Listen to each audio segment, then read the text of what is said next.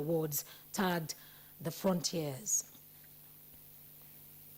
And President Muhammadu Buhari has joined the literary world in congratulating renowned academic, poet, columnist and dramatist Professor Niyi Oshundare as he turns 70. A statement by Femi Adesina, special advisor to the president on media and publicity, says President Buhari also felicitates with all the friends, colleagues and family members of the literary icon who, through courage and the power of the pen, has contributed immensely to the political history of Nigeria. The president believes the septuagenarian sacrifices over the years can only be rewarded with strong democratic institutions that guarantee free and fair elections and an effective governance that provides security, good health, facilities and sound education to the citizenry. As he turns 70, President Buhari commends the disciplined, forthright and diligent spirit of the erudite scholar whose written works already span the globe, attracting numerous awards, and whose voice of wisdom will continue to resonate through generations. The president prays that the Almighty God will grant Professor Oshundare longer life, good health and more wisdom to serve humanity. Updating electoral process through reforms needs to be sustained if Nigeria is to aspire to occupy the position of a leading democratic nation in Africa. This formed part of the views expressed by participants from the North Central Geopolitical Zone at the Constitution and Electoral Reform Committee public hearing in Jos, Plateau State.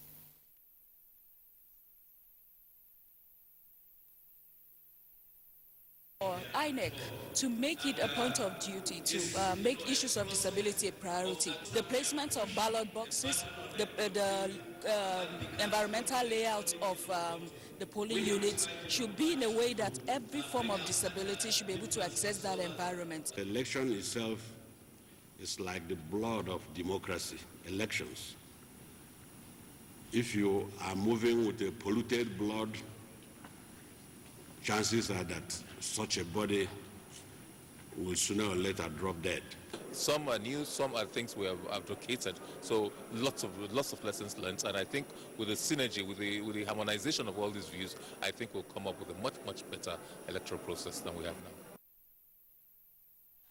Kebbi State may further raise its profile in rice and other crops production as it strengthens partnership with the federal government to boost all year-round farming in the state. In furtherance of this objective, the Minister of Water Resources, Suleiman Adamu, visited Zaura Boulder Project 1 of the platforms for the dry season farming in the state. From the mistakes we have learned through the last dry season farming, the next one is certainly going to be a better yield. We produce about 200,000 metric tons of rice, but you see, including the catchment areas. Well, that's the news for now. Claire and Kingsley will be back after this break. If you hear a bomb explosion or gunshots of an active shooter, that might be a terror attack. At such times, always remember 3 action words: run, hide, report. Don't try to run towards the terror scene to save the situation, because there might be a second bomb blast or another attack. Run far away and take cover. Make sure you are safe first. Yes, it is in our nature to sympathize over the hurt, but remember, only trained personnel can help in such situations. When in a secured environment, promptly call relevant authorities and help will come. For anonymous reporting, call 09630-3250-5 or 0813-2222-106. If you see something, say something. Nigeria, unite against terrorism. This message is brought to you by the Federal Ministry of Information and Culture. To the outer framers, the hat tippers, the fringe goers, you don't need to hide anymore. Try Dettol Even Tone. It cleans and helps to reduce the appearance of blemishes caused by oil, dirt and germs, giving your skin a healthy feel for an even better you. Dettol, be 100% sure. Dettol soap is now also available for 100 Naira only. When Ogenekume Pillar Egona was just 6 years old, She was diagnosed with cancer of the bone. When I bumped my leg, I started to feel better, but my parents told me it was cancer. I was shocked because it's something I couldn't imagine. Her parents had to make a choice that would affect their daughter's future forever.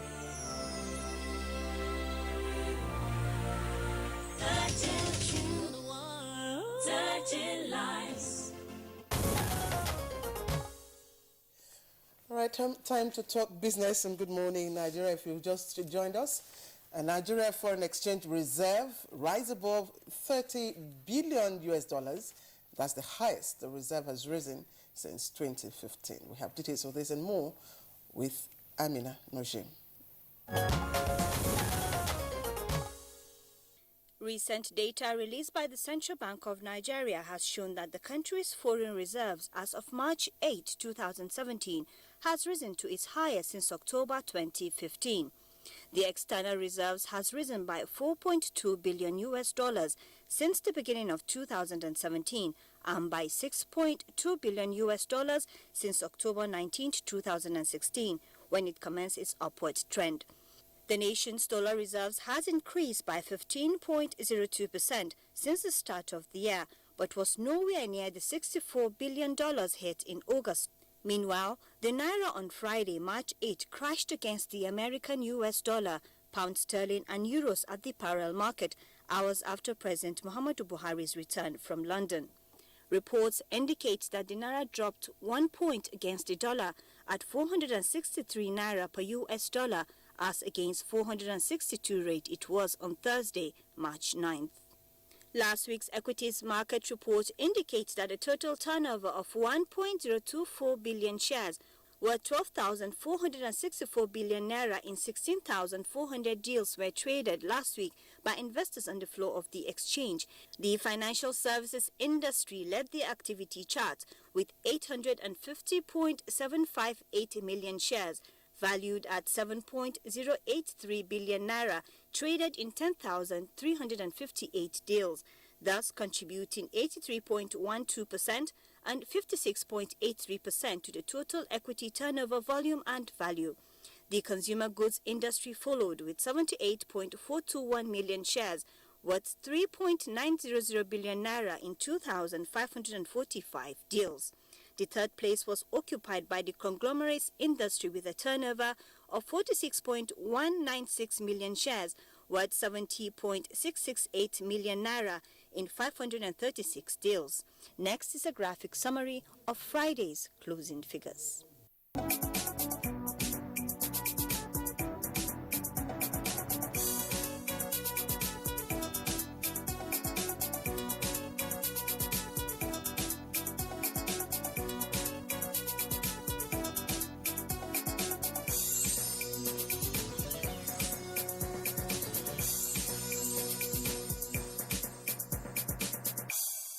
Finally, the International Monetary Fund, IMF, has welcomed the decision by the European Central Bank to hold off on a rate hike and maintain its accommodative policies.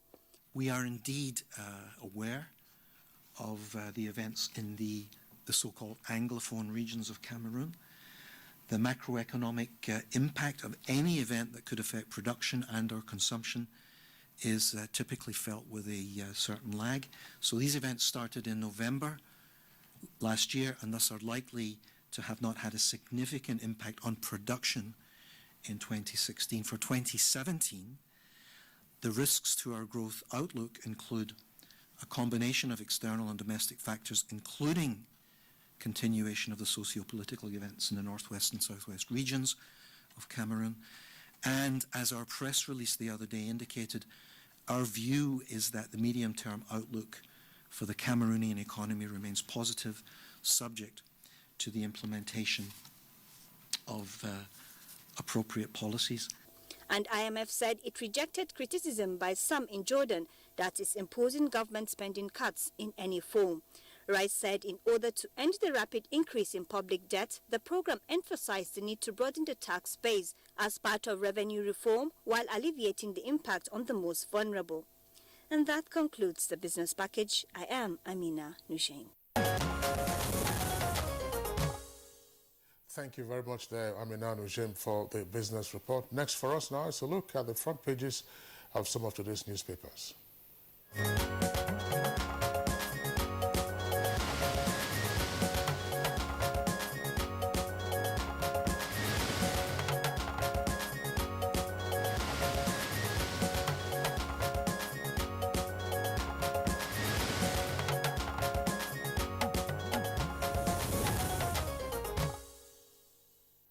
Right, my pleasure to always welcome Bayo Atoyebe, who is in the house. Bayo, the weekend is gone. We're brand to another new day. Yes, another set of 5 days to work. Good morning, Claire. Good morning, Kingsley.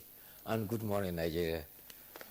All right, Bayo, pleasure to have you as well. Let's begin the review this morning by taking a look at the front page of the Blueprint newspaper. Blueprint has as its lead story with a headline, OBJ, Yaradua, and Jonathan endorse Malabu oil deal. And that's attributed to Adoke. Adoke is the former Attorney General of the Federation. Details of the story can be found on page 6. Now, Dixon's agenda aimed at destabilizing PDP. That's attributed to McCarthy. Again, details of the story on page 6. And then NACON's elimination of housing agents, good for pilgrims. And President Buhari resumes work today. That's on page 5. 2 herdsmen killed in southern Kaduna. Today is Commonwealth Day. Those two stories can be found on page 7.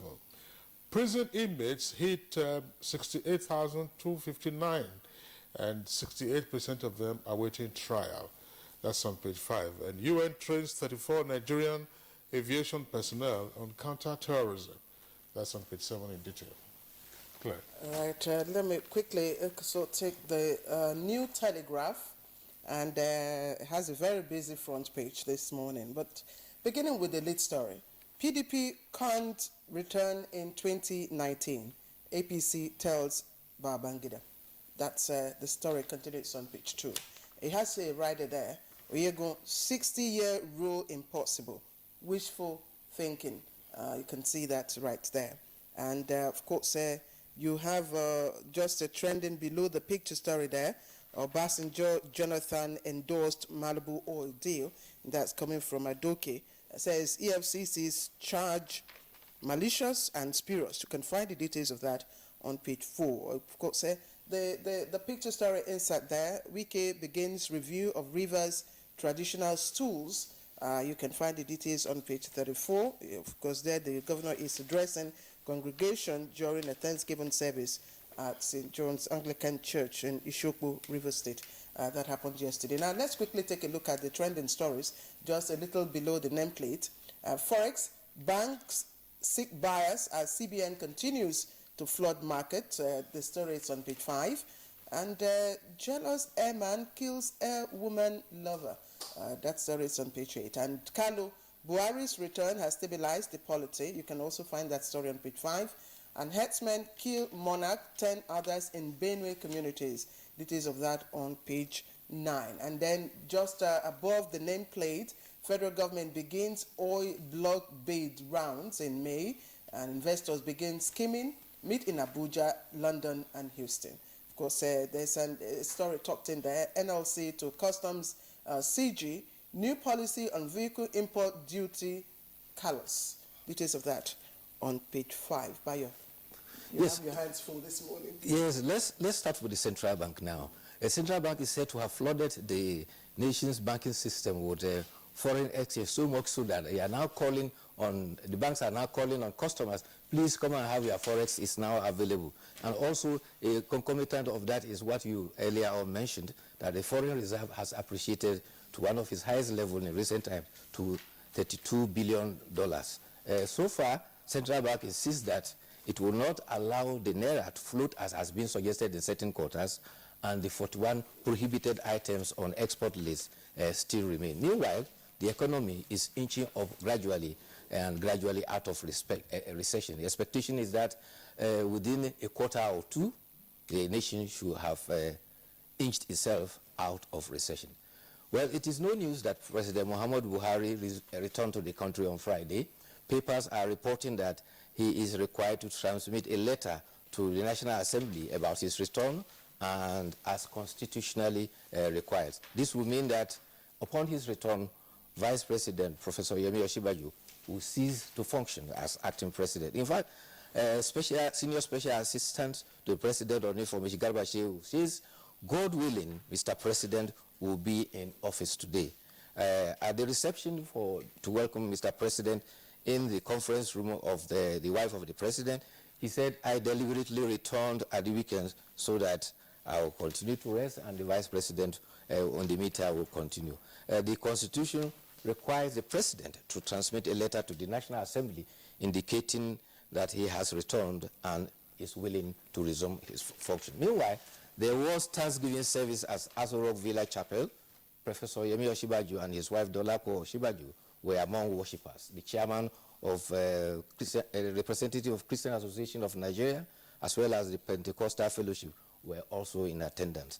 However, it may be recalled that Friday when he returned, hundreds of youths trooped to the Kaduna Air Force Base, the former airport at the Kaduna, which is now the Air Force Base, all of them chanting Baba Oyoyo. Several celebrations were marked at Kaduna, Daura, Maiduguri, and Bauchi. Two of them stand out. There was a watermelon seller who refused to collect money from his customers because he was overjoyed that the president has returned. There was, however, another in Gombe who had lamentations. He had a long time ago pawned out his shop, saying that he's sure Buhari will not return. And if he returns, he's willing to forgo his shop and everything in it. So he is required to stick by his words. All right, let's take the Daily Times. Daily Times, beside the nameplate, says Makarifis Committee welcomes Buhari back. And then the lead story says, Abuja flight diversion hits major hurdle. Abuja flight diversion hits major hurdle. Forget the printer's devil there. That hurdle should be H-U-R-D-L-E, not H-U-D-D-L-E. Now, there are a number of riders to that headline. It says, hoarding of first-class tickets mars rail operations as air passengers shun road for rail but seek faster trains. And one government not to exceed 6-week time frame. And NRC boss, that's Railway Corporation, vows to deal with ticket racketeers. Yellow buses, that's the kicker. Lagos to start reform initiative with 30 billion naira, that's on page 6. And Akbo's 6 killings. Families reject and protest court judgment. And while Nigeria won't float the naira, Emefiele. Pregnant suicide bomber subdued in Borno. Boko Haram, Nigeria to validate action plan on extremist groups. That's on page 8. Claire. All right, quickly now, Daily Sun leads with a story on the front page as cabinet reshuffle looms. Panic grips Buhari's ministers and top aides.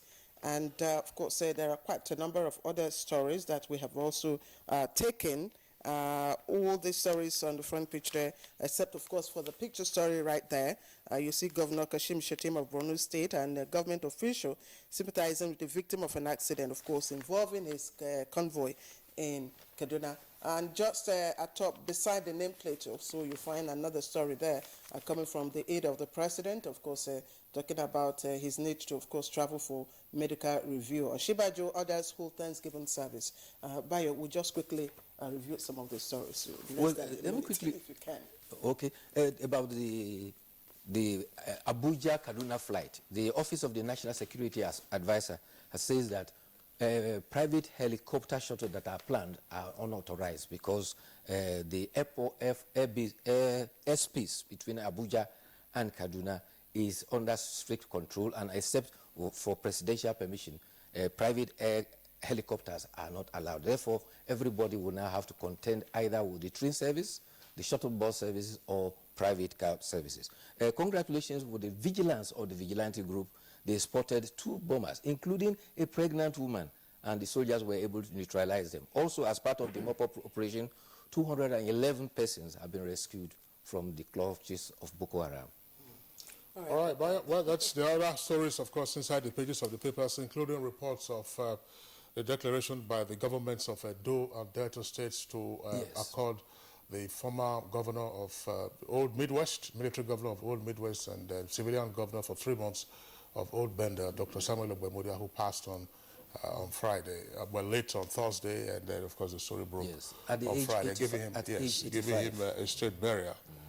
There have also condolence messages, by very prominent Nigerians. Of course, it's Wemodia's achievements, of course, span not just infrastructural development, but also sports, education, and several other fields. The Midwest was the pride of the entire country. And by the way, he was very good friends with General Yakubu Gowon, who was head of state at the time. Yes, he died at 85, and 7 days morning has been declared in Edo State. Has been declared in Edo State. All right, so Baya Toyobe, thank you for being with us today. See you again tomorrow. See you tomorrow then. Okay.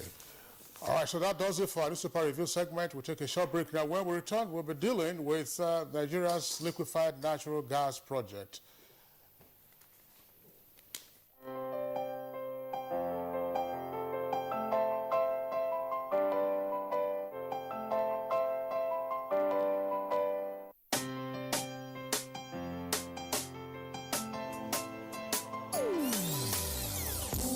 Hear the call of change.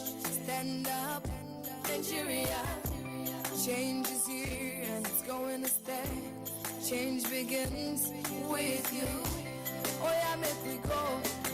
So let the change begin from within. Look at you, Ogeruola. Change begins with you and me. Change begins with me. Change begins with me. Change begins with me. Hi guys, look how my baby Jamil has grown. And as they grow, there's a worry we all share, skin rash. Some use lotions or petroleum jelly, but I found what works for Jamil is Nigerian Pampers. It has built-in lotion to help protect his delicate skin and keep him dry. See you in the morning, Jam Jam. Good morning, happy Jam Jam. Dry and soft and no sign of a rash. Join many other moms and try Nigerian Pampers with lotion. Let's beat the rash. NTA Properties Investment Company Limited, a subsidiary of the Nigerian Television Authority, specializes in creating comfort in all areas of life, such as real estate investments, that is, land, houses, and office spaces, mass leasing, savings and loan scheme, household items and car loans, and so much more. Other information and entertainment services include Property in Style, a TV program that airs on the network service of the NTA, and also Property Connect, a nationwide magazine. Our priority is to bridge poverty gaps and sustain quality welfare of our clients. Partner with us and watch us help you grow. Pay us a visit today at the NTA headquarters permanent site, Area 11 Garki, Abuja, or our Lagos office at number 15 Awolowo Road, Ikoyi, Lagos. For more information, visit our website on www.ntaproperties.com.ng, or you can email us on ntapeak2000@yahoo.com. Call us on 080-2316-3474 or 080-6939-5185 or 070-3189-0555. NTA Properties Investment Company Limited, the much needed help at your doorstep. All right, time to take up now for our conversation. And of course, like we told you, we're looking at the LNG projects in Nigeria. Now, over the years, there have been various projects, of course, initiated by the Nigerian government, of course, to add value, eliminate gas flaring, and of course, contribute immensely to the GDP. We're talking about the Brass LNG, we're talking, of course, the OK LNG, and as well as the Train 7 of the NLNG in Bonny, River State. Now, of course, the slow pace of development of these projects have been a very, very serious source of concern for experts in the oil and gas sector. Now, what is the current state of these projects, which appear to have been stalled over the past few years? Let's listen to Timothy Yusuf take us down memory lane. The liquefied natural gas LNG projects are the Olokola LNG, located between Ogun and Ondo states, Brass LNG in Bayelsa State, and Nigeria LNG Train 7. The Olokola LNG project, for instance, was initiated in 2005. The Nigerian National Petroleum Corporation, NNPC, as the major shareholder has a 46.75% stake, BG with 14.25%, Chevron 19.5%, and Shell with 19.5%. The Memorandum of Understanding and Shareholders Agreement for the company were signed by parties in 2005 and 2007 respectively. The final investment decision was built for 2007. Production and first shipment of LNG from Olokola LNG was scheduled to commence in 2009. However, many years after, the Olokola liquefied natural gas project has remained a pipe dream. According to investigation, one of the major reasons for the delay has been the push for the development of the Brass liquefied natural gas project located in Brass Island of Bayelsa State. Furthermore, Olokola LNG is also said to have experienced major setbacks following the massive pullout by the oil majors like BG, Chevron and Shell. The Brass liquefied natural gas project located in Brass Island of Bayelsa State, on the other hand, is designed to produce 10 million metric tons of LNG per year. The Nigerian National Petroleum Corporation, NNPC, holds 49% equity in the project, while United States Oil Company, ConoPhillips French oil giant, Total, and Italian company Eni hold 17% stake each.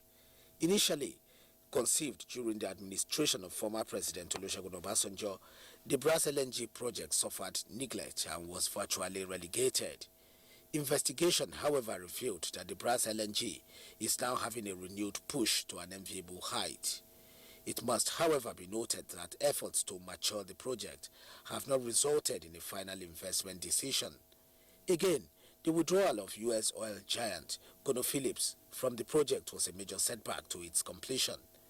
Experts argued that had the LNG projects been allowed to come off-stream, they would definitely have had major positive contributions to the economy and put Nigeria on the forefront of African LNG production. Experts say while Nigeria's LNG industry continues to face challenges, other LNG exporting countries have already overcome such problems, like lack of infrastructure and logistics. When will Nigeria get it right? Some of the world's largest oil and gas companies are making acquisitions in other African countries like Angola, Mozambique, and even Ghana, while pulling out of commitments is the case in Nigeria. What is driving them out of the country, and what must be done to rekindle their interest in Nigeria?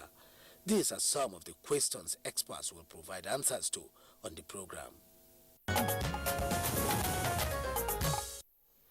All right, Timothy Yusuf, thank you very much there for that elaborate background report. Now we have guests with us in the Abuja studios as well as at our Lagos Network Center for further discussion on this subject matter. First with us here in the Abuja studios is the Group Managing Director of the Nigerian National Petroleum Corporation, NNPC, Mekanti Baru. Mr. Baru, a pleasure to have you join us on Good Morning Nigeria today. Thank you very much. It's a pleasure. Okay. And then we also have with us in our Lagos Network studios the former Group Managing Director, also of NNPC and Chairman of the Brass LNG, Dr. Jackson Gaius Obaseki. Dr. Gaius Obaseki, a pleasure to have you join us on Good Morning Nigeria. Thank you for having me on your program this morning. Just to say that, of course, three of our guests are all in Lagos, and also seated there in the Lagos studio is an Associate Professor of Energy Resources Law at the University of Lagos. I'm talking about Dr. Yemi Oke. Dr. Yemi Oke, thank you very much for joining us. Having me. All right, and also seated next to Dr. K is an oil and gas consultant, Alex Naim. Mr. Naim, thank you very much for joining us. Thank you very much for joining us. Good morning. Thank you for having me. All right. All right. Gentlemen, let's begin this conversation by situating it in the context in the context of our national economy and getting a better understanding of what the liquefied natural gas means to us, not just in the oil and gas industry. So let's begin by going over again to our Lagos Network Center. We have the current GMD there, so perhaps we begin with one of his predecessors as GMB, Dr. Giles Obaseki. Dr. Obaseki, let's begin with what is working now, which is the Bonny LNG, that's known as the NLNG. There are problems, of course, with the Train 7, but it's been hailed as a major success story. What has that meant for us and then for our economy? Well, the Bonny LNG certainly is one of the success stories which the industry has to present. It's true that it took almost 30 years to get it on ground, but that is not unusual with LNG project, provided you maintain a focus. But what drove the Bonny first was the quest for gas flaring reduction, and then, of course, the monetization of the gas resources. So it took quite a long time, and like you know, LNG projects is not a quick fix. You're going to invest money. Most times it takes you about 5 years before you get the first return, if it ever happens. Like you must know, there are cases where even after 5 years, you want to start up, then your problems start. So, and it's a massive investment. And therefore, it took a lot of discussion, it took a lot of negotiations, and finally, it came on. However, one must also quickly say that for projects like LNG to happen, there must be commitment from the leadership. When I mean leadership, it's leadership all the way down. The government must be committed to it. They must see the desire to have it. The leadership in the industry also must be committed to it. And that would be the NNPC and the minister, because they provide the guarantees, you know. And of course, the IOCs who are the partners, because you also, LNG is not for the small boys, it's for the big boys. They also must have a commitment. So it is the ability to get all these groups together and let everybody see that, yes, there is a deal, there's something in it for me, we can take the risk and commit to it. And that's really what makes it. And that's what has made Bonny LNG. And the growth it was rated as one of the fastest in the world, because I recall we're trying to fix Train 1 and start Train 2. And of course, within the period, we did 3, 4, 5, and took 6 even to FID. So that's how we got Bonny ongoing. And of course, today, all those who took part in Bonny, they've recovered their investments. So it's all just profits that is coming on. So it's to sustain that profit and grow it more if they can. Thank you. Dr. Obaseki, it's a pleasure to have you with us, really.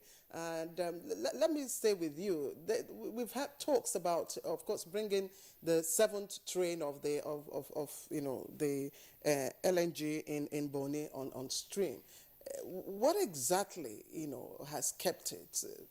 You have talked about time. Of course, it takes a long time for these projects to come on stream. But specifically for the 7th train, what has kept it? I wish I can give you the reason. Don't forget that I retired from the industry some 14 years ago. I was there for 4.5 years. Within the 4.5 years, we grew the trains from 2 to 6. In fact, when I was leaving, Train 6 was ready. I didn't take the FID because the gas was not ready. And I knew if we did that, of course, the production will go down drastically.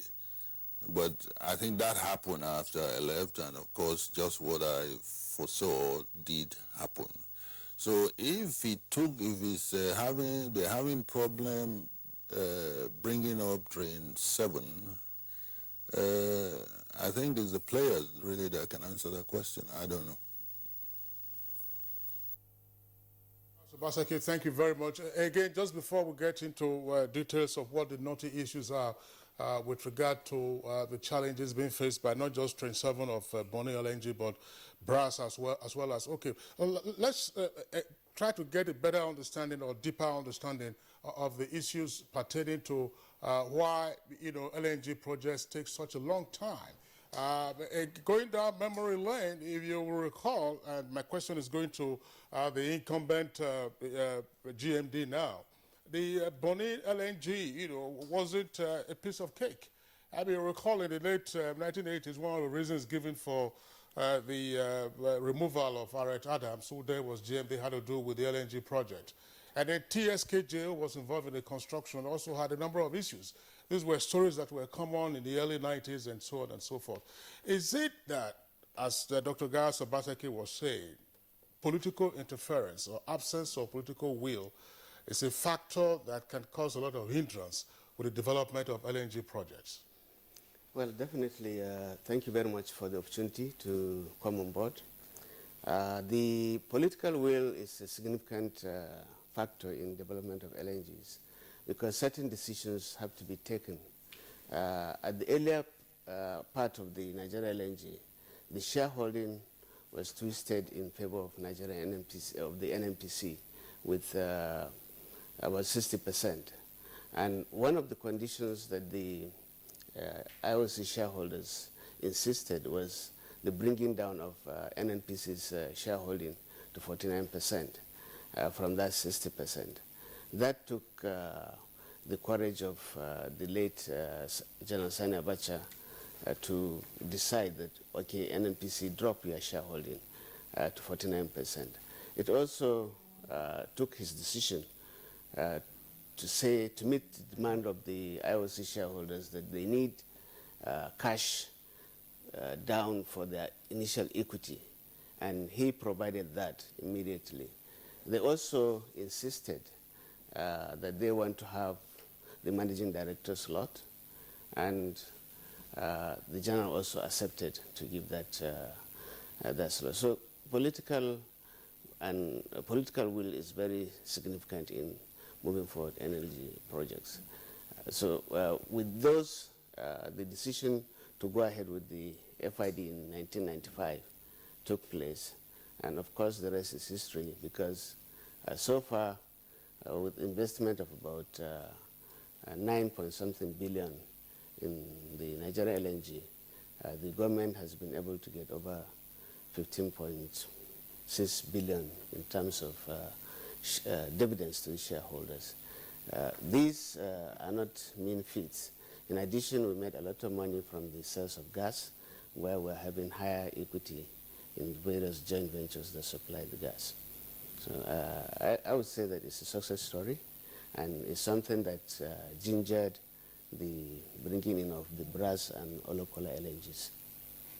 All right, Mr. Barrow, thank you very much. Let's return to Lagos. Dr. Yemi Oke, an associate professor of energy resources law at the University of Lagos. Now, some commentators contend that the ownership and control of Bonny LNG accounts for its relative success, that perhaps if the Nigerian government had a higher threshold of shareholding, say 51%, perhaps the story might have been different. From your point of view, what is the story? In other words, does the current shareholding arrangement as well as the management of the Bonny LNG, have those ones been contributory to its relative success? Thank you very much for your question. I look at it this way. One, the shareholding structure is one. Of course, that will necessarily impact on the management structure.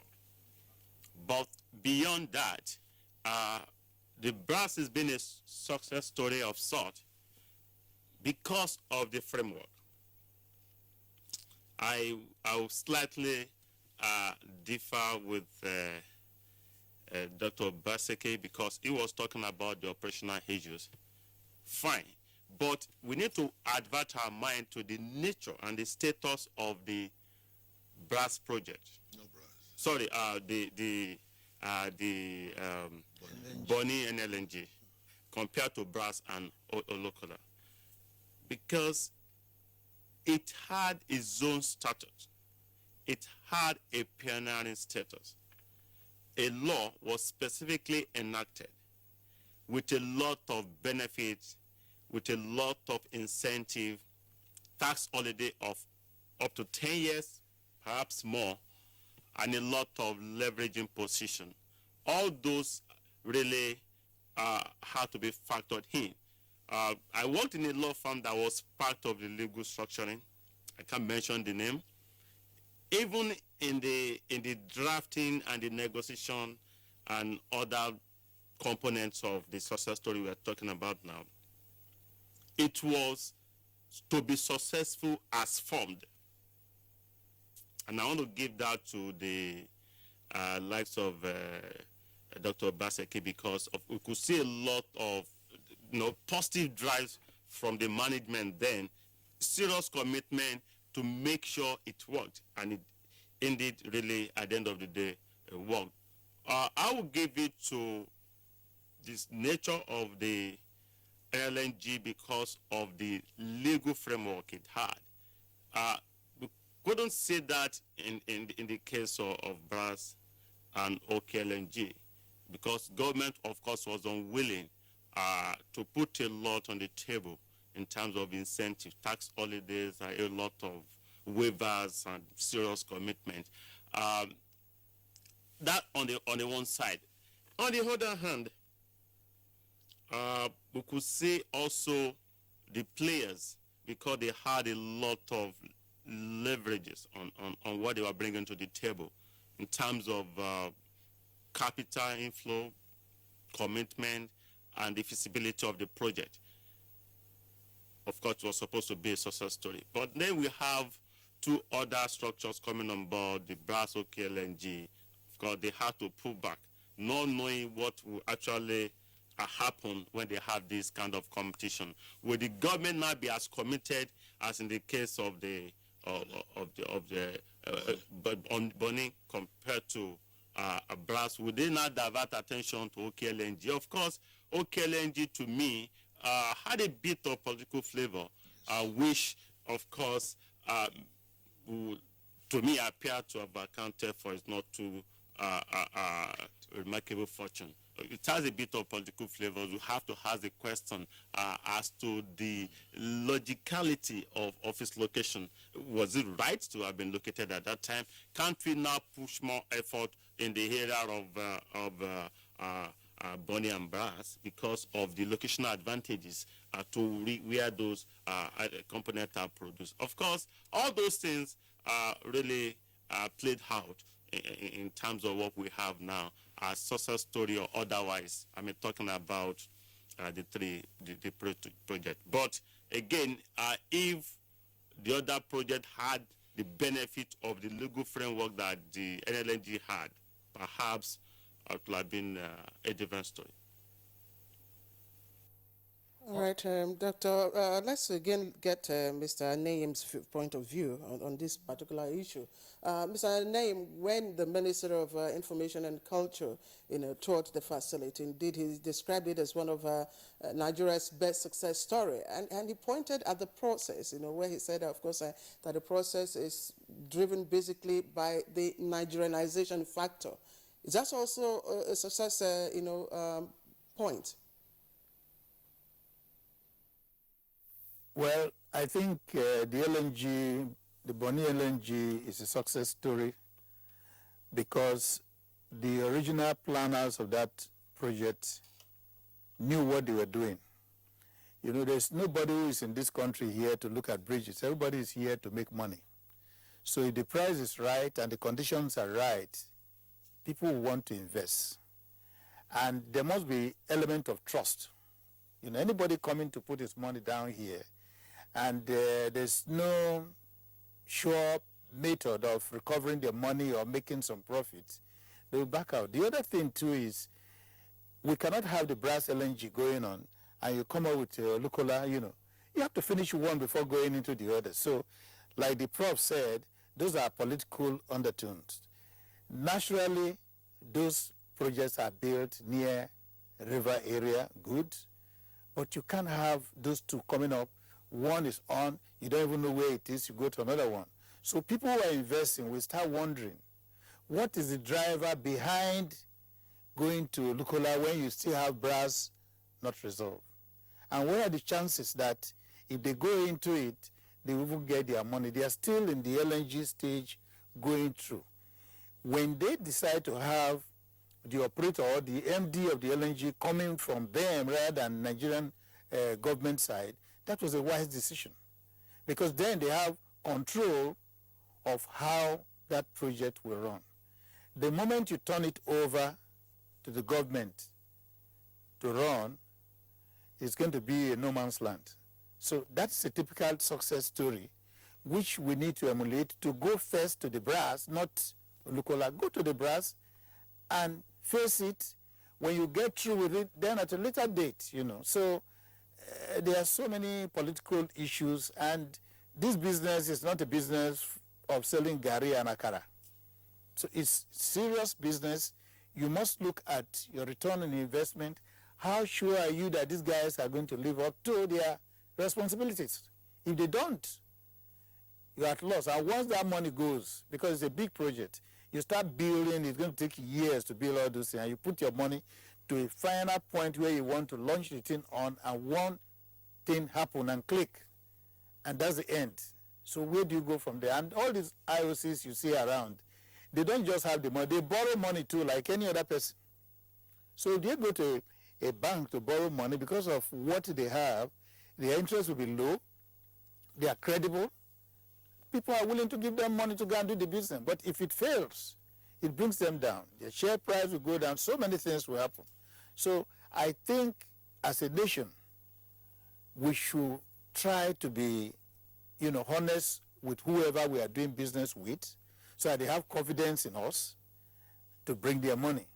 All these little things happening in the LNG now and all that, they are wrong signal going out to the international community, that you don't go into business with them. If it gets to a certain point, they will turn the table.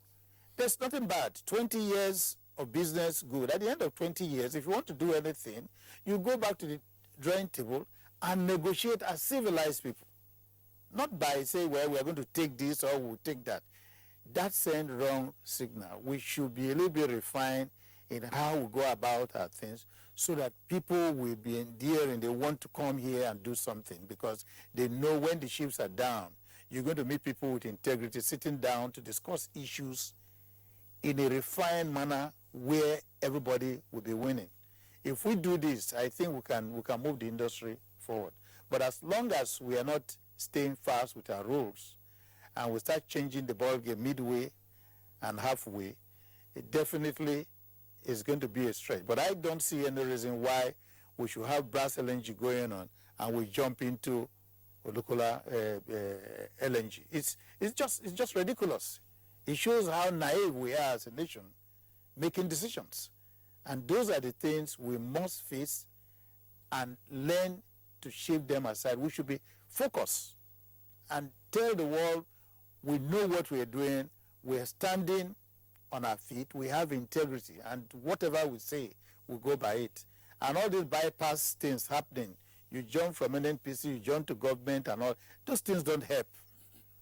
You lay out a framework and everybody works strictly with it, then you will get to the end of the project. So I think that's just it. We have what it takes to do it in this country.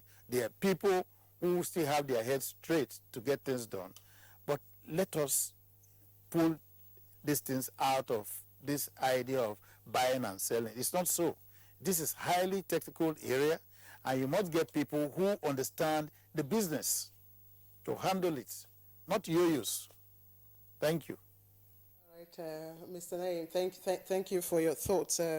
Let's come back here again to the GMD. GMD, you know, some experts in the oil and gas had predicted that by the end of the first quarter of this year, you know, government would have made some, you know, landmark statements about, of course, the expansion drive that's with regards to OKLNG, with regards to, you know, Brass, and of course the Train 7. You listen to Mr. Naim say, look, it is ridiculous. Do you share his views? Well, to some extent, at the time that the OKLNG came in, the market was showing robustness in terms of being able to absorb the extra volumes that are coming from Olokola. The decisions were right at that time, because that's what the market was postulating. At the moment, the market is a bit depressed.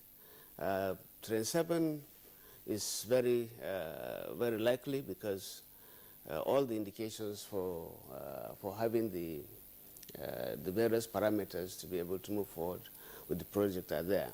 We are finalizing the major stumbling block in terms of gas supply. That's the major thing that's holding back the Train 7.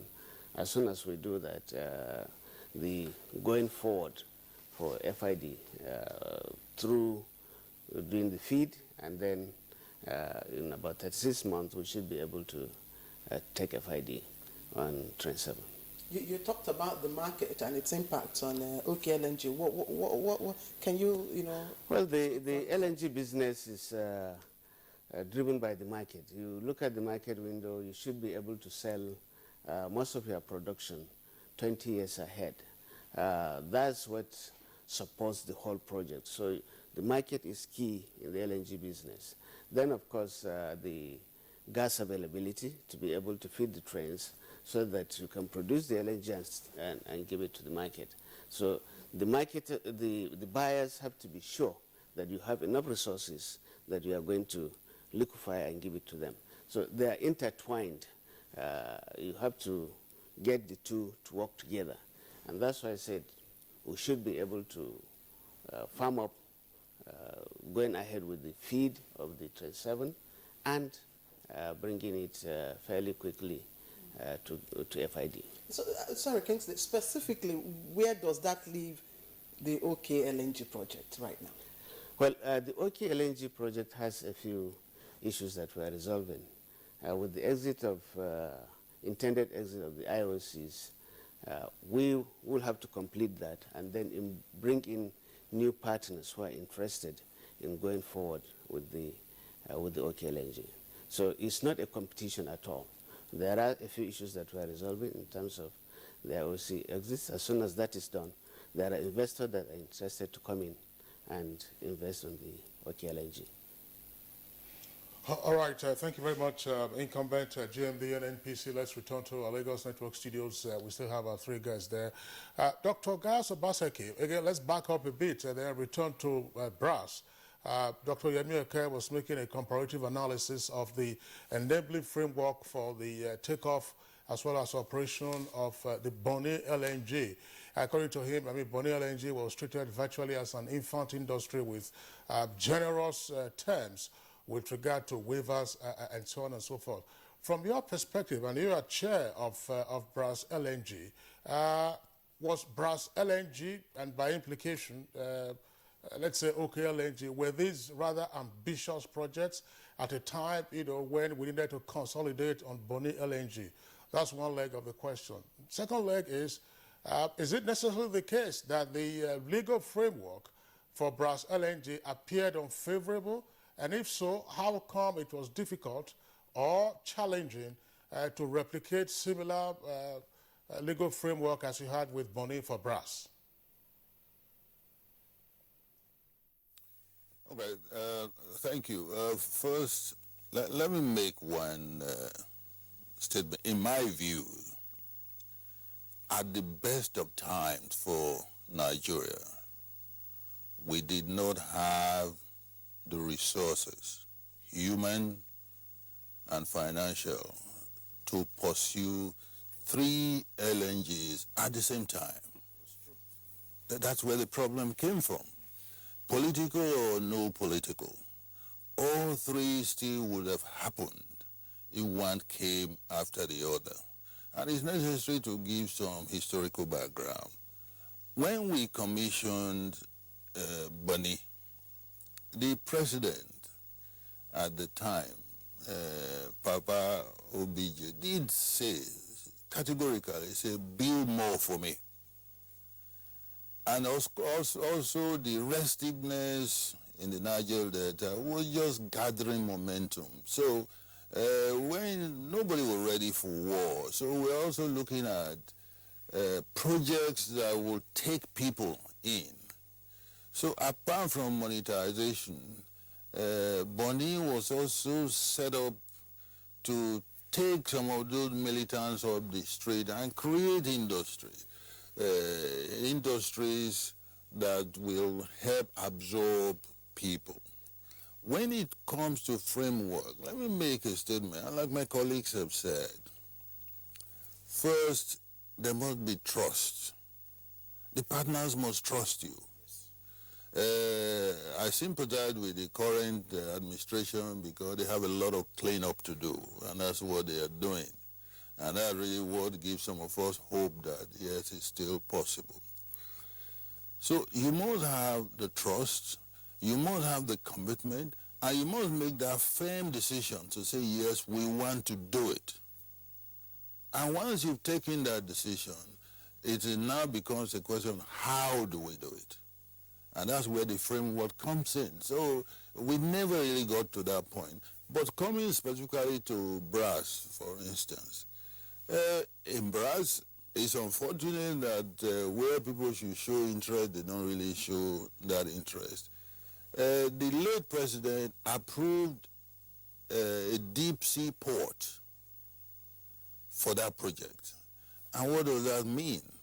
It means that you could import all those heavy equipment were going to go straight into brass.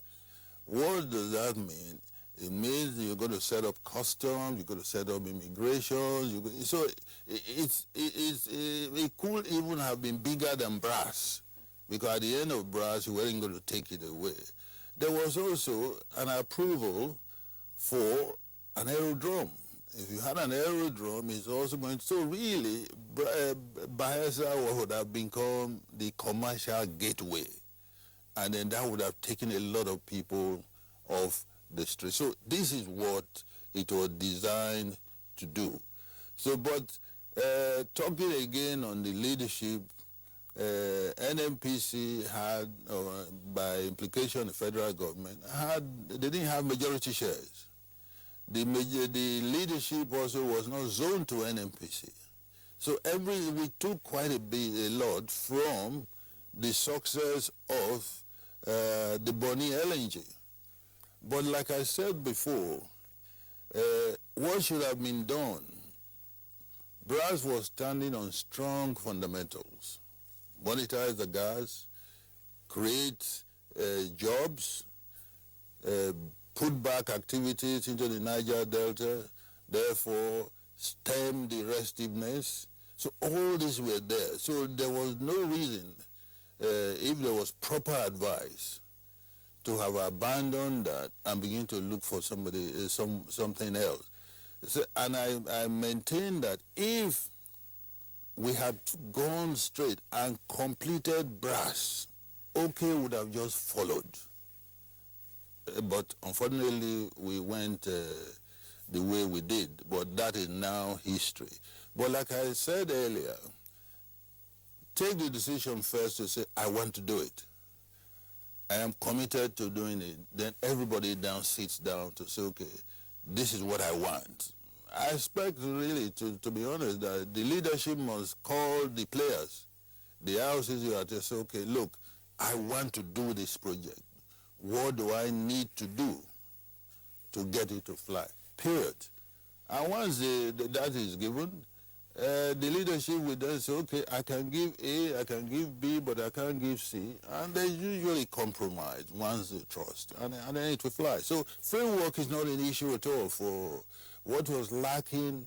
Yes, it's true that I chaired, but I can tell you that nobody ever asked me to say, what do we need to do this project? Yes, I can say that, I'm alive. It's only recently, it's very good that the present GMD was on the board and he understood what was involved. The current minister has had discussions with me on the project. So we shouldn't, this is not a time for lamentation. We should really say, where did we miss the road? Come back to it. You can still do it right. Finish one, like all my colleagues have said, finish one. Then you can begin to go to the other. And I still repeat, in the best of times, Nigeria did not have the resources, human and financial, to pursue 3 LNG projects at the same time. All right, Dr. Gauss Obaseki, thank you very much. But we'd just like to return to to Abuja. We'll pause Dr. Oke and Mr. Ney to get the comments of the incumbent GMD. You listened to your predecessor there with regard to Brass LNG. Is it possible to get Brass LNG back on track? Because earlier, in responding to the question of my colleague Claire, you said, listen, we're moving on, say within some months or some time frame, OK LNG, could be given some new fresh breath. But Brass, it's there already. It's the fundamentals, Dr. Gauss Obaseki says, are strong. From your perspective, what is best to pursue now? Focus on Brass, or be straddling between Brass and OK? Well, actually, thank you very much. As my predecessor said, we are focusing on Brass. Specifically, there is confidence building between us and the IOC partners. At some point, some of them wanted to withdraw, and we had to call them to the table and said, look, let's review this project. It has a lot to give to the Niger Delta. It has a lot to give to Nigeria in terms of employment and generation, in terms of revenues that will come in. And also for them, the partners, it gives them a lot of leverage in operating their oil and gas assets in the region. So they are seeing that reason, and we are looking at it together. However, they have some distractions because both of the 2 IOCs that are remaining, that's Total and Eni, they have a lot of commitment in Mozambique, and there, as you might have heard, they have several LNG trains coming on because they have huge reserves. So we're trying to get them, and we believe that their top level is refocusing on this project. We'll continue to put the right enablers for them to go ahead. Of course, when we're about taking FID in 2014, before the exit of ConocoPhillips, we did identify certain sweeteners that are required to make sure that Brass LNG comes upstream. We did that, and we're ready as part of the FID process to go to government and get those sweeteners approved by government so that the project could go ahead. However, when ConocoPhillips left, it brought a lot of uncertainties to the project. And at the moment, we are focusing, and as soon as we're able to get the IOC shareholders to agree with us, we are going to ramp up. Incidentally, for Brass, we finish most of the feed on the new concepts that we have gotten to be able to start up just as we did Nigeria LNG. Start with train 1, then bring in train 2 fairly quickly to follow train 1. That's the intention that we have. And of course, it's designed as a 4-train process, which ultimately we are going to have the 4 trains soon. Right, thank you, Dr. Mikante Baro. Let's get back to Lagos. Dr. Oke, we know that work, of course, according to the information available to us, is that work in some of the projects, of course, has over the years, progressed, tremendously up to the stage where the FDIs are being awaited. Some of them. Since 2006, the FDIs were supposed to have been, taken and all that, but that hasn't happened now. And some of the international partners are already saying, look, they have either pulled out or have indicated, their, intention to pull out. So is it for trust, lack of trust, or is it for rationalization, as was explained with regards to ConocoPhillips, or is it rationalization? And if that is the case, how can we attract? What can we do to attract them back? Thank you very much. I start from rationalization, then I go to trust. For me, speaking objectively, I would say brass in that order. I would say brass, train 7, fallback position, OKLNG. And I have my reasons for that. One, because from what we have on ground, brass was to have done final investment decision as far back as 2012, if I'm right. No, earlier than that. That the latest, maybe earlier. But then, we also sensed the issue of rationalization which you mentioned.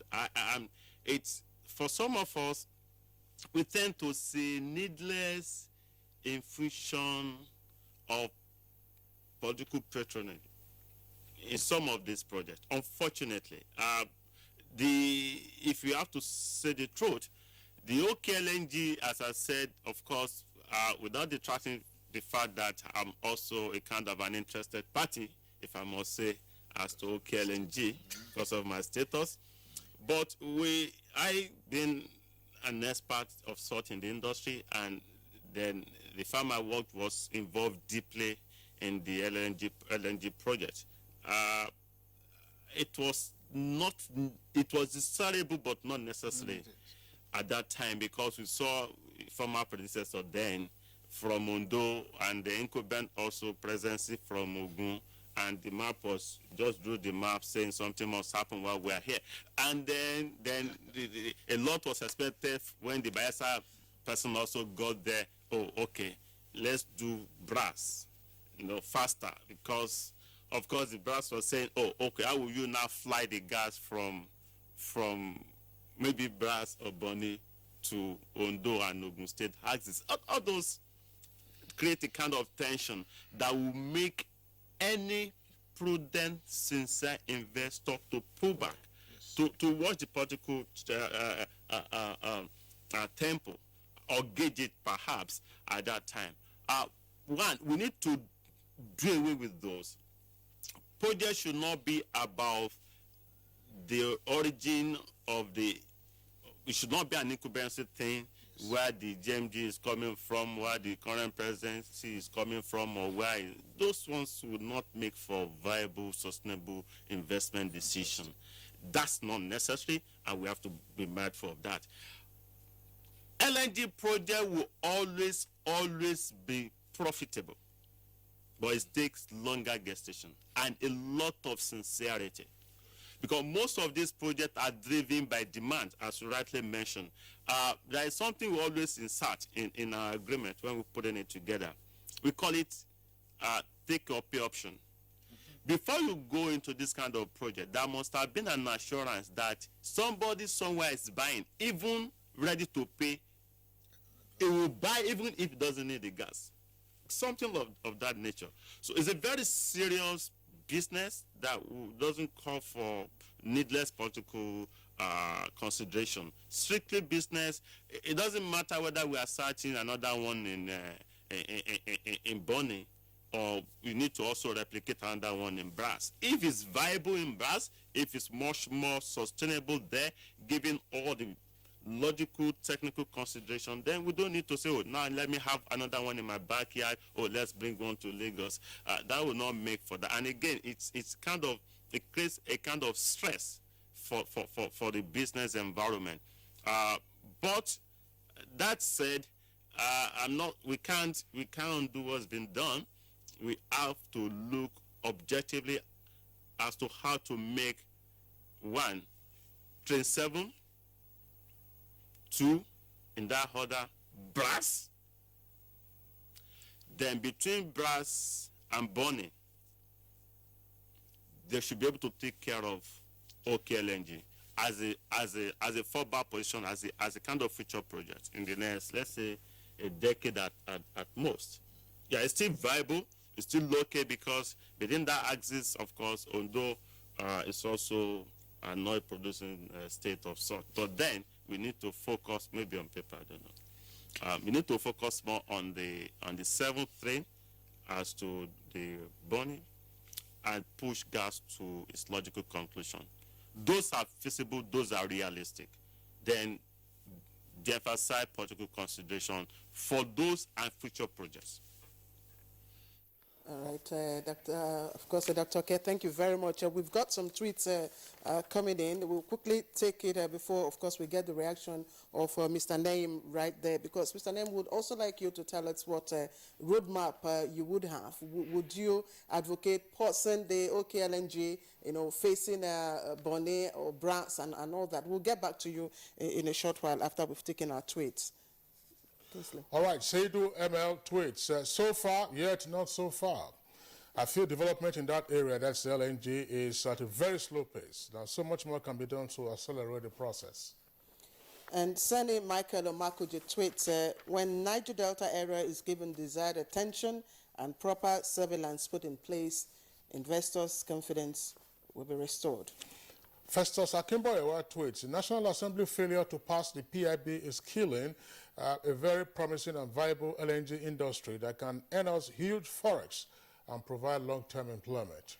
And Pastor Mani Akman tweets, the LNG situation in Nigeria is a clear case of chasing two rabbits at the same time.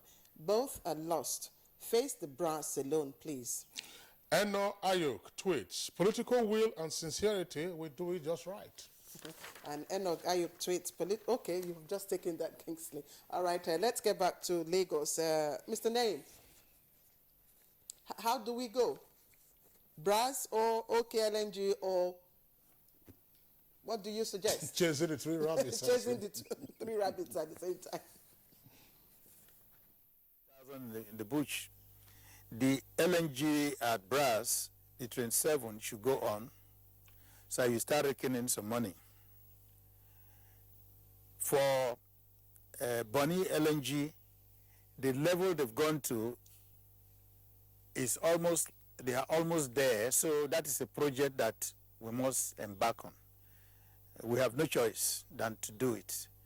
But like I keep saying, the enabling environment for any project to work is very vital. I can give you a simple example. We are shouting tourism. Who is going to come here as a tourist? When you enter Lagos, you go to Ekpe, you want to go to Ijebu-Ode, you see touts on the road arresting people, seizing people's cars. These are things we see. And they will tell you local government, this, that. So with that type of thing, somebody gets into his car, he wants to go to Ijebu-Ode as a tourist. Between Lagos, he gets to Ekpe, some people will apprehend them there and create problem. Between there and Ijebu-Ode, you run into about 3, 4. So what type of nonsense is that? It's the same thing we have in here. What is going on is people are viewing the country in terms of security, how safe it is to really get business done. There's no doubt the present government is doing what they should do, wipe out all these corrupt practices, try to reduce all these shocks in the system, like going around to negotiate with people and all that to see how you get things. But like Gayo said, we must, as a country, agree that this is what we want to do. That is the starting point. Honestly, we should go that way. But a situation where we are dribbling around here and there, like the prof said. You know, projects like that should not be based on having a school in my village. It's different. For LNG, it's not like building a federal government college in my village somewhere in Warri. That's not it. This is a serious business which require a lot of inputs, technical and everything. Like Gayo said too, at the time they were calling all this, where is the money? Where the personnel? Your mouth, God designed your mouth to take a certain volume of food. If you put excess into it, the rest will pour away.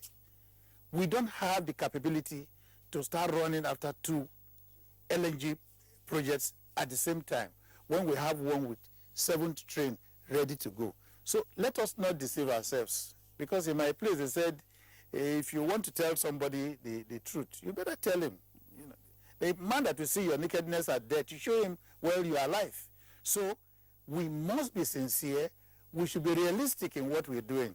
It's not a question of say it must be my place or I must be in charge.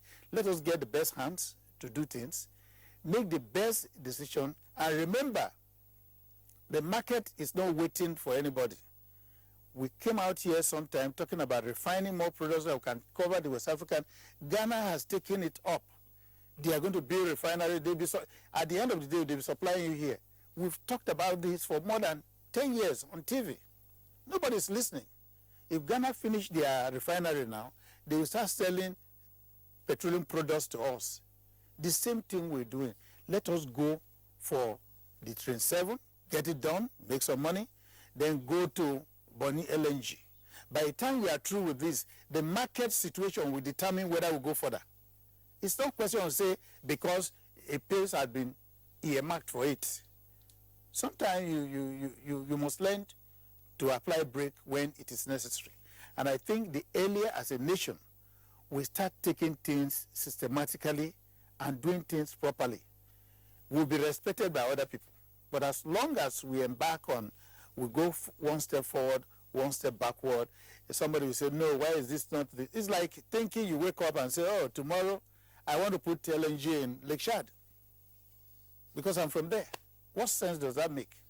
So we must look at things, how it benefits this country, rather than how it benefits an individual. By the time we get to that point, we'll be okay. You put that LNG at Brass, between Brass, Delta, all those places will be absorbed.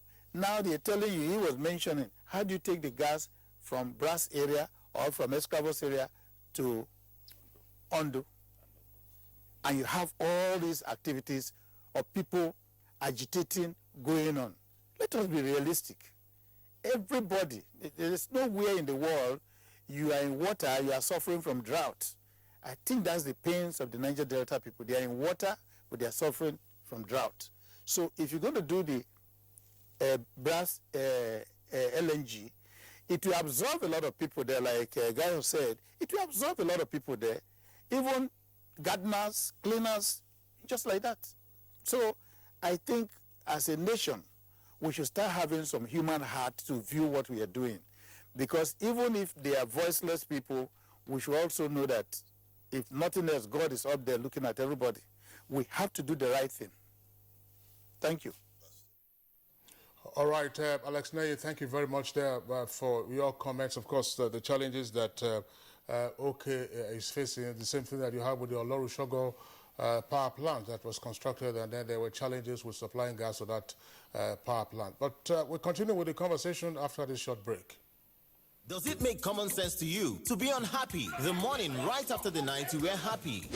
Did your elders teach you that wisdom is captured in these 3 sentences? Make money, spend money, have no money. How can you ask a man to spend 18 million on marrying you when I can use that same amount to marry an entire community? If we spend the money, 18 million, know that the man is a thief.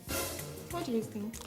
My thinking machine is having problems. That is what you do when you put all you have into a party to impress those who may not even afford to spend like that. See, I'm planning a birthday bash with a sum of 2 million naira. expensive ceremonies. It's another funny and educative episode of your rib-cracking comedy, Professor John Bull, showing at 8:30 p.m. every Tuesday and Friday on NTA Network International and Star Times. Over and out. Brought to you by Glow. Welcome to the new speed of life.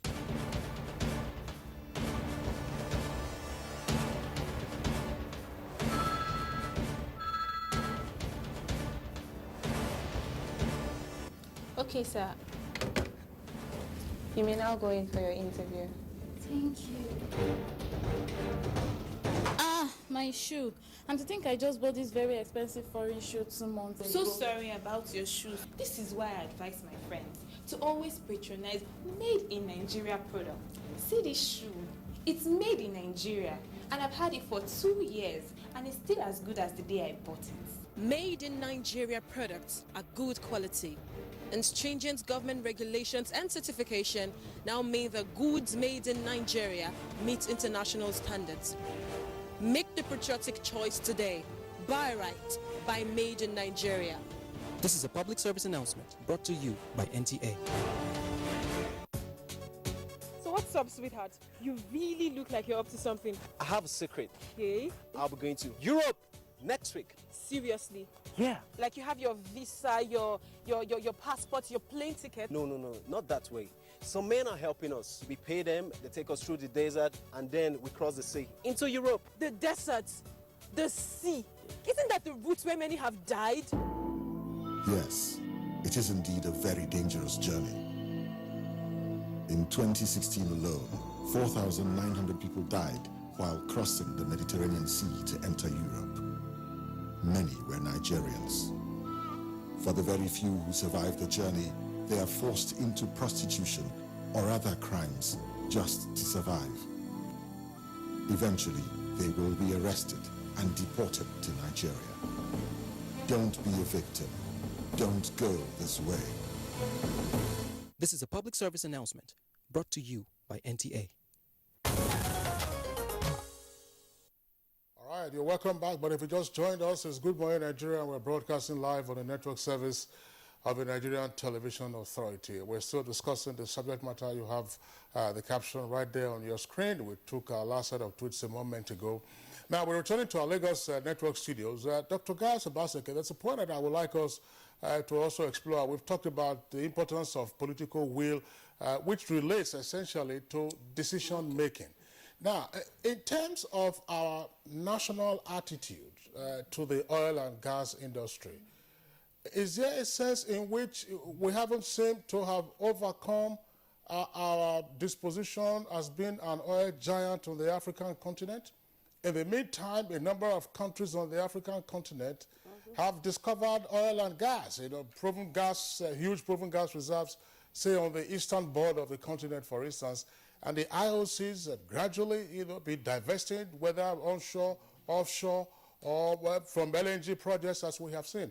Is it time for us to have a rethink of our attitude to the oil and gas industry internally, as well as in our relationship with the IOC? And if so, how do we get this done?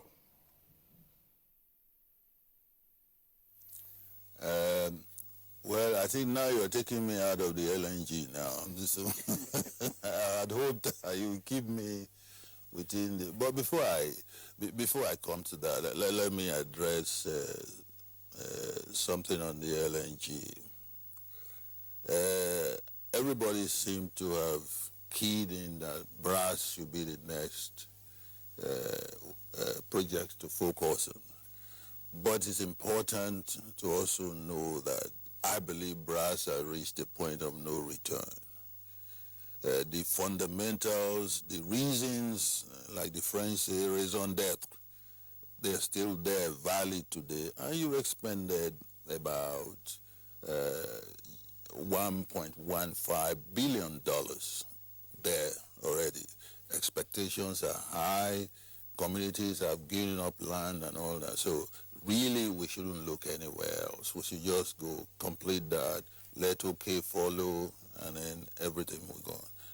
On the industry, like you said, I'm very reluctant, being judgmental, haven't been there It's enough for me to say that Barrow is doing a good job. The minister is also doing a good job. And with this president, who was our former minister, if we don't get it right this time, we'll never get it right again. It will be a problem. Basically, I sympathize with Barrow.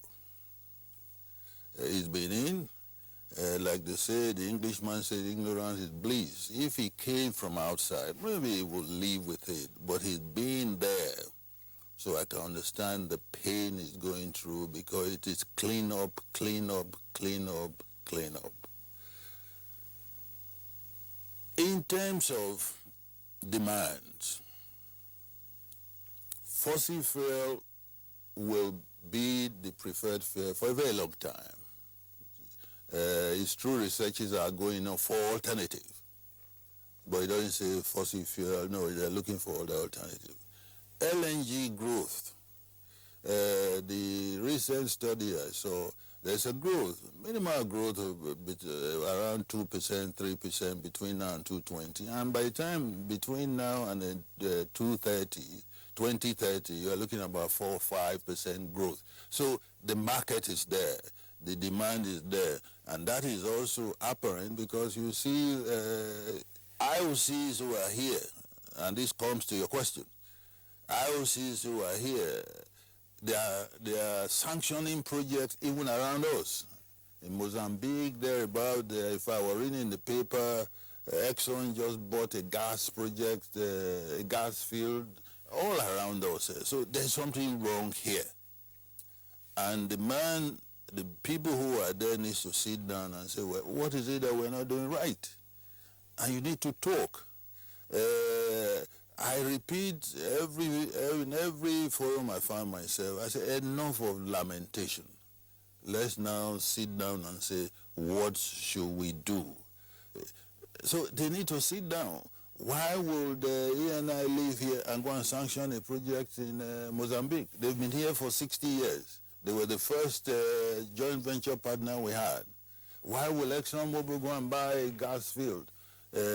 Why would Total be looking for something to do in Ivory Coast or there? When they've been here, they are established, fully established here. There is something wrong. And we need to sit down and say, what is it that we're doing wrong?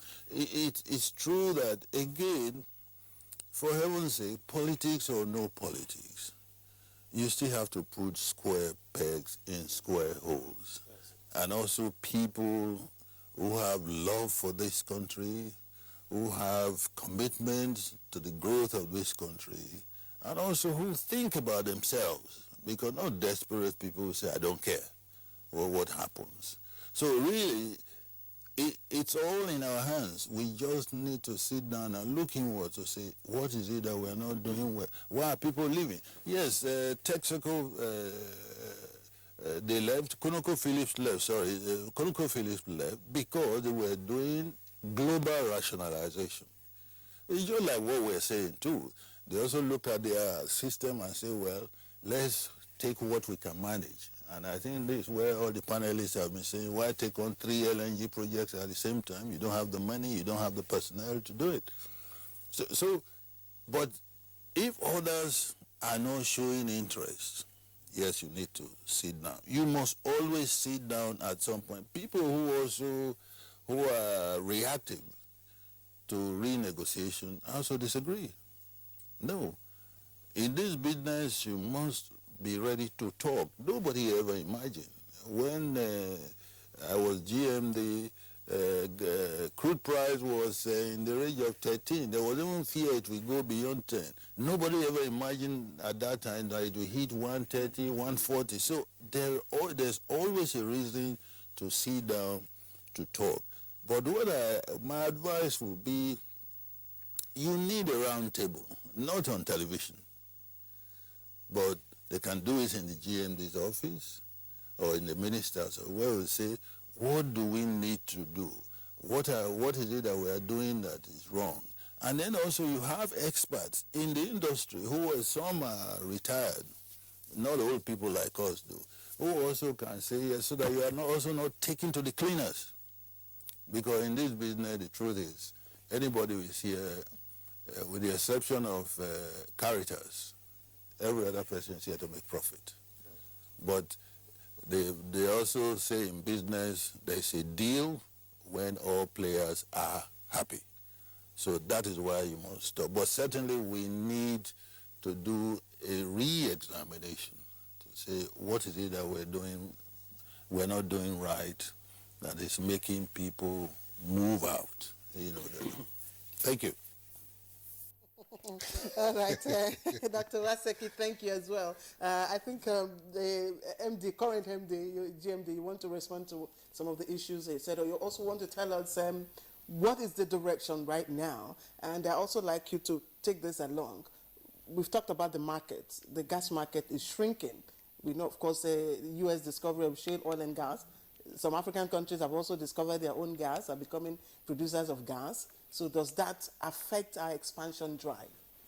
Well, definitely, to some extent, in the short term, you feel it affects the expansion drive. But as Dr. Basik had mentioned, the LNG market itself is growing, and in fact, is growing at is projected to grow at tremendous rate. Looking at about 2030 and beyond, we are looking at complete increase of about 65% growth between now and 2030. So the market is there. The shale oil and shale gas have been an initial disturbance for us in that it affects the dynamics in the market. But overall, looking long term, they do not impact because the growth in terms of demand is there to cater for that and also for new LNGs. Definitely in terms of what could we do, what is going wrong, what is keeping the investors away, it's obvious for us. The number one item is issue of security.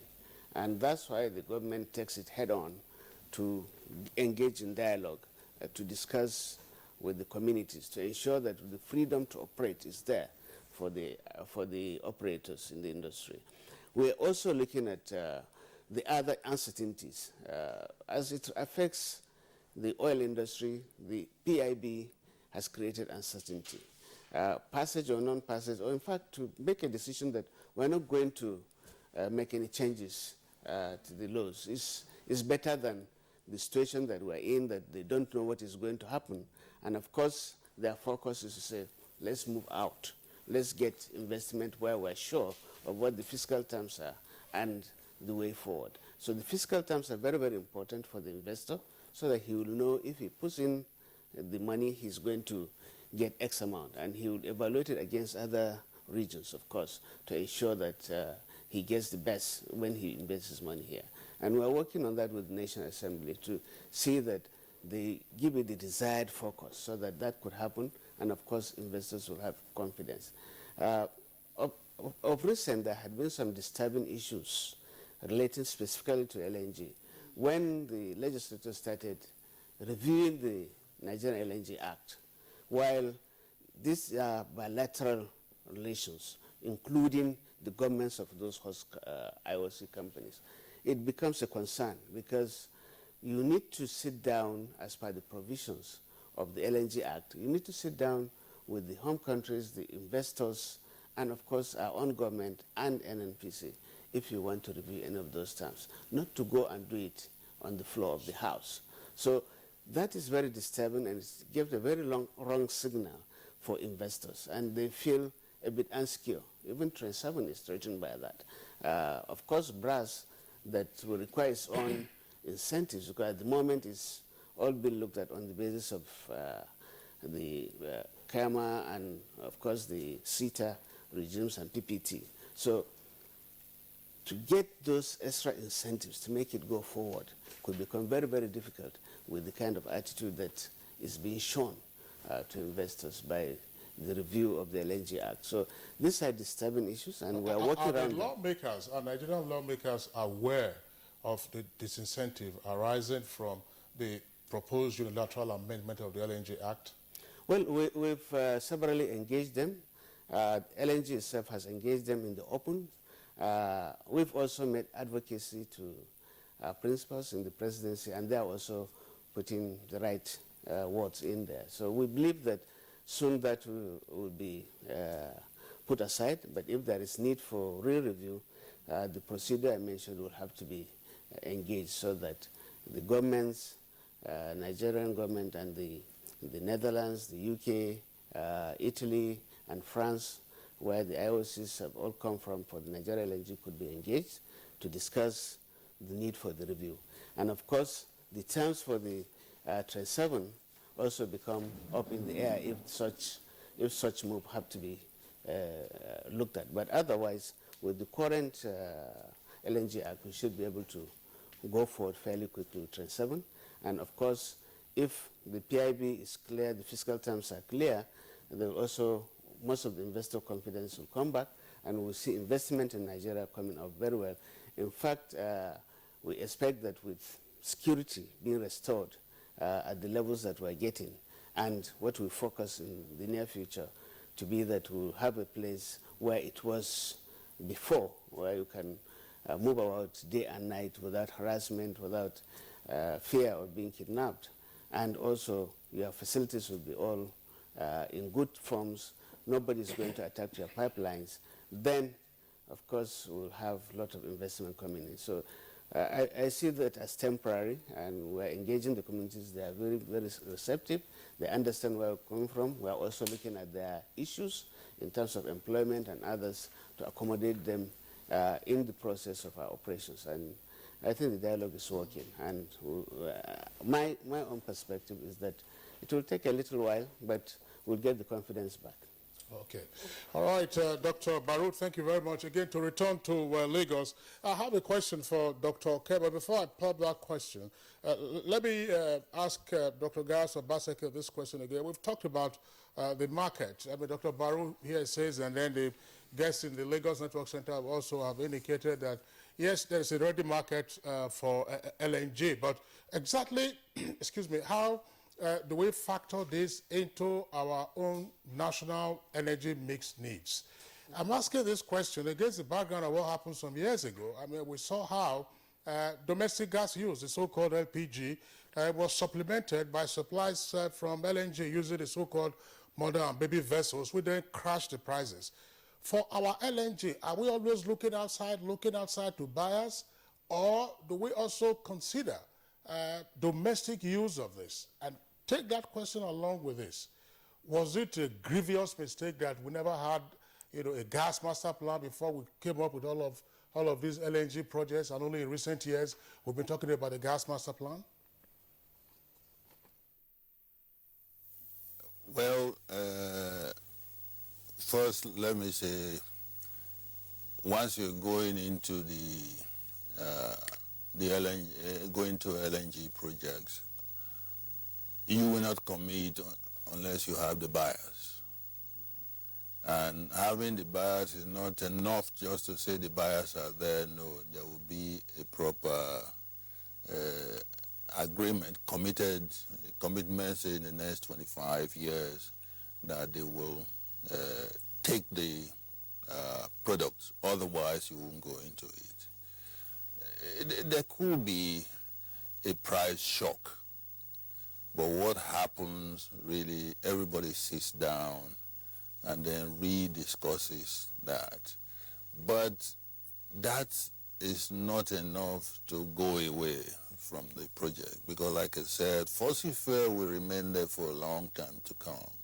And studies are there now. LNG is a cleaner fuel, and therefore it will continue to attract attention, and the demand will continue to grow.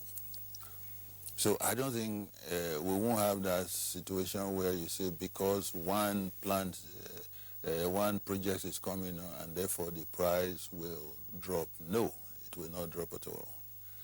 What was your second question again now? I mean, sorry, Dr. Gas Obaseki, I double-barreled my question. My question relates to whether it wasn't a grievous error for us to have kicked off with the LNG projects without having a gas master plan in place. That is only in recent years we've been talking about gas master plan, which of course includes the utilization of gas for domestic purposes. Will the LNG also supplement our domestic needs?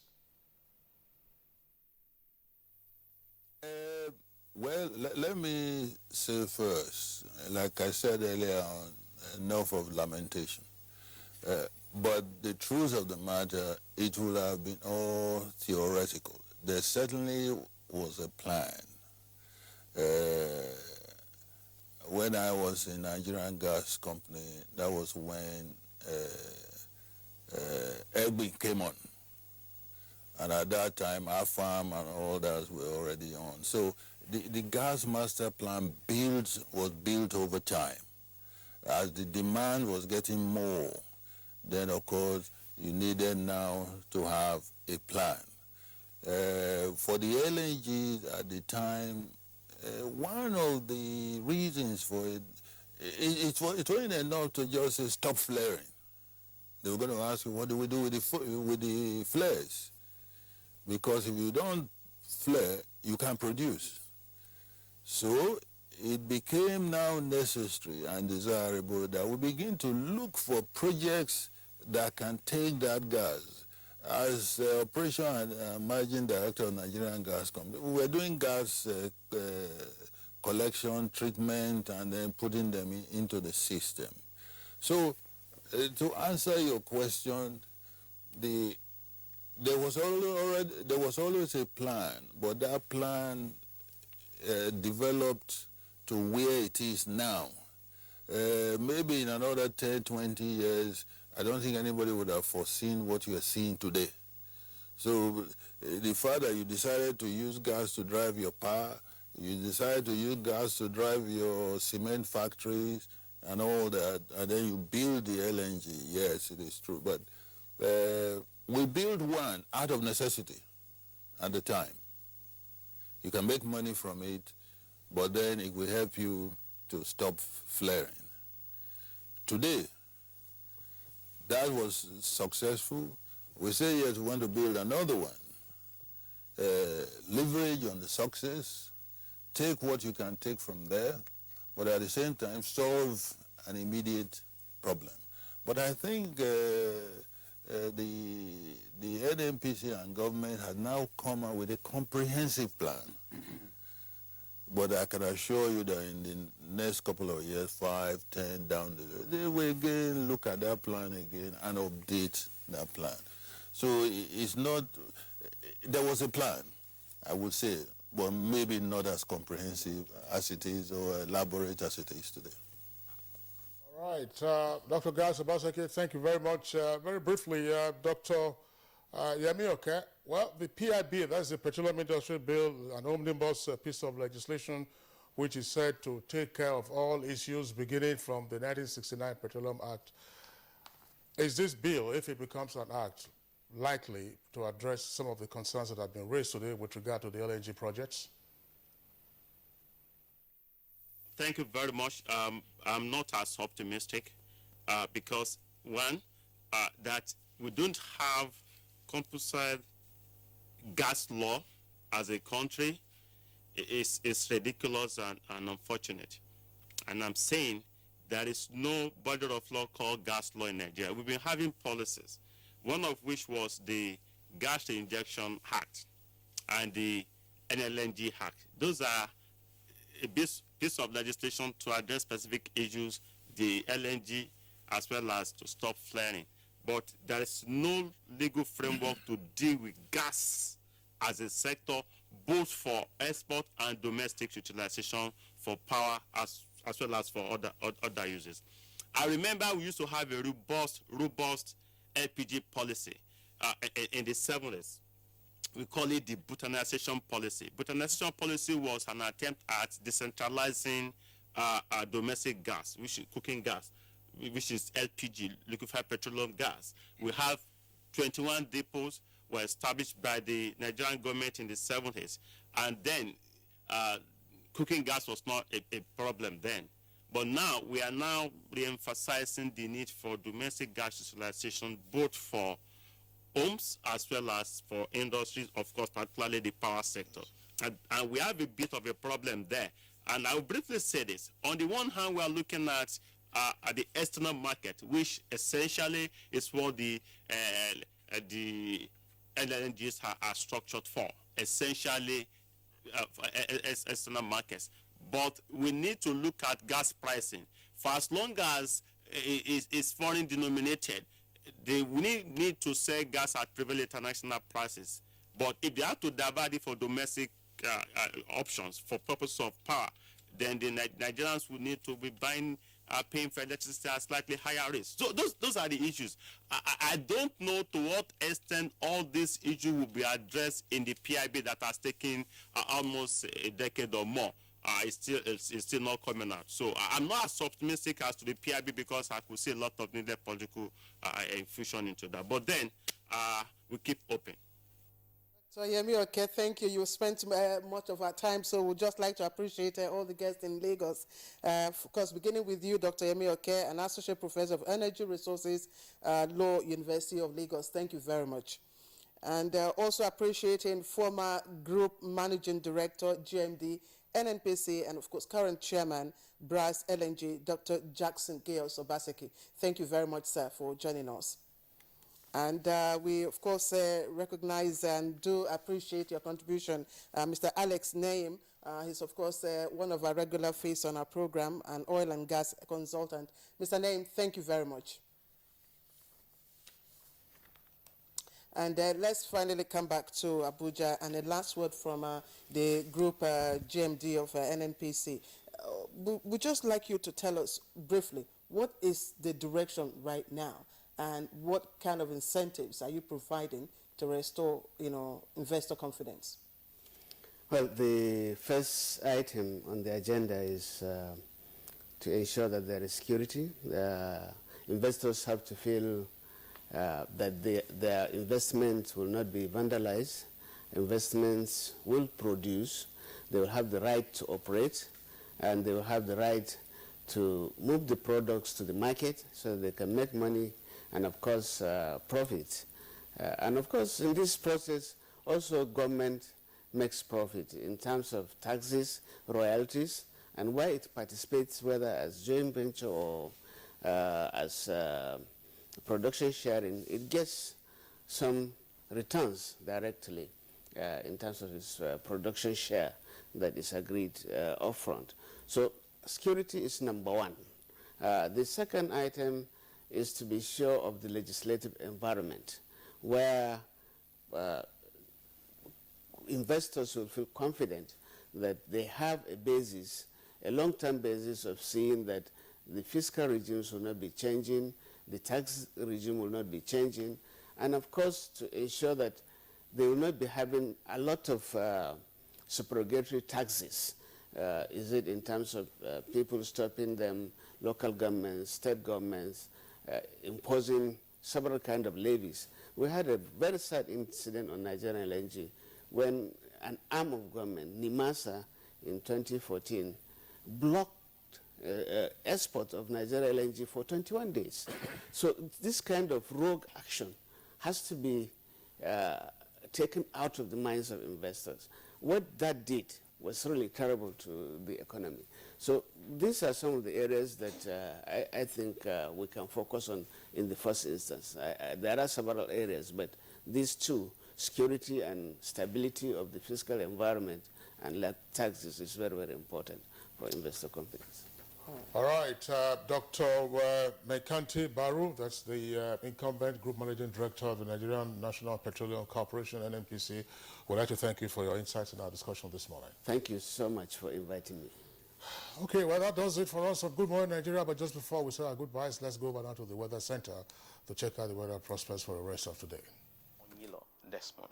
We expect a cloudy morning over the coastal part of the country. Some rain clouds and a few drops of rain are likely over Ijebu-Ode axis. Partly cloudy conditions as we move further to the inland areas of the south and the southern parts of the central state. Sunny and dry over the north. A few thunderstorms are likely later in the afternoon over the coast and its inland areas, with higher concentrations expected over Warri, Uyo, Yenagoa, Port Harcourt, and Calabar axis. The high ground of the central state may aid the development of thunderstorm clouds, and so lightning may be observed over the southern half of Plateau State, Akwanga, Kefi, Maraba, Wuse, Metama, Kubwa, Buari, and Kuje axis, all within Nasarawa State and the Federal Capital Territory, not leaving out Lokoja, Dekina, and Ankpa, all in Kogi State. And here is the temperature forecast.